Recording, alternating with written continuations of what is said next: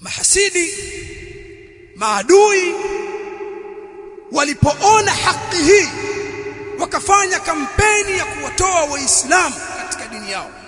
Yaqulu subhanahu wa ta'ala, wadda kathirun min ahli alkitab law yaruddunakum min ba'di imanikum kuffara hasadan min 'indi anfusihim.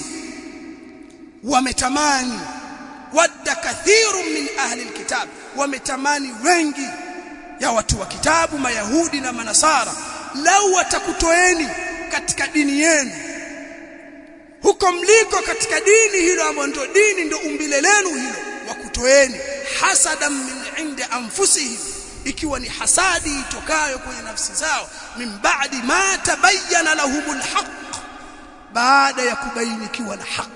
Walibainikiwa na haki kwamba Uislamu ni dini kamili, ni dini iliyoendana na maumbile ya mwanadamu. Walipoona hilo na haki kuwa wazi, wakafanya husuda maskini, wakawahusudu waislamu, wakafanya mipango mbalimbali ili wawatoe waislamu katika dini yao. وقالوا كونوا هودا أو نصارى تهتدوا قل بل ملة إبراهيم حنيفا وما كان من المشركين. walisema kuwa ni mayahudi na manasara. Hawakuanza kampeni leo, toka wakati wa bwana mtume sallallahu alaihi wasallam husda zimewajaa, wanahangaika wawatoe waislamu kule waliko, wende katika taratibu na mila zao. Wakawa wanasema kila mmoja kwa nafasi yake. Waqalu, si maana waliafikiana, kila mmoja alisema. Nasara alisema kuweni manasara, kuweni wakristo mtaongoka, na mayahudi nao wakasema kuweni mayahudi mtaongoka. Si maana waliafikiana, kwa sababu waqalat alyahudu laysat an-nasara ala shay'in wa qalat an-nasara laysat alyahudu ala shay'. Hawa kila mmoja alimkataa mwenzie. Myahudi anamwona mnasara yupo katika sawa, na mnasara mkristo anamwona myahudi yupo katika usawa.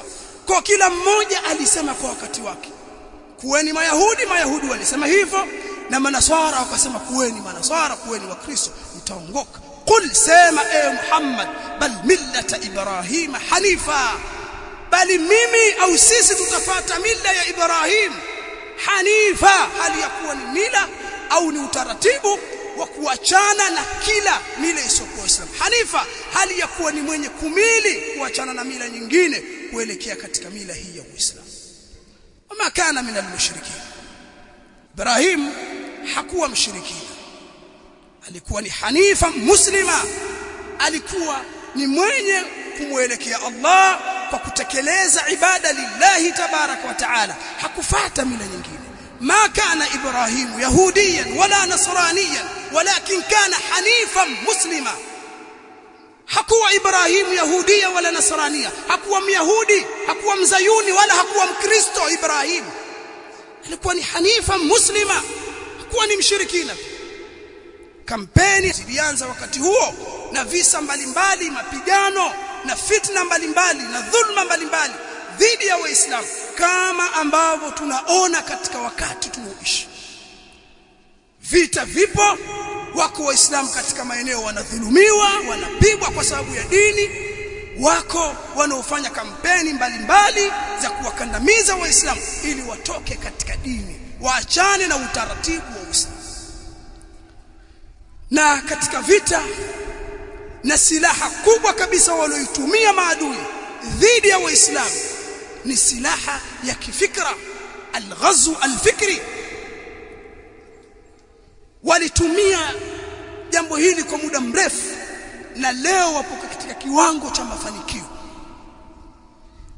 kuzisafisha bongo za Waislamu, wakauona Uislamu ni dini ya dhiki, ni dini ukishikamana nayo utapata tabu, ni dini haina mafungamano na dola, haina fungamano na maisha, ni dini ibakia msikitini watu kuswali.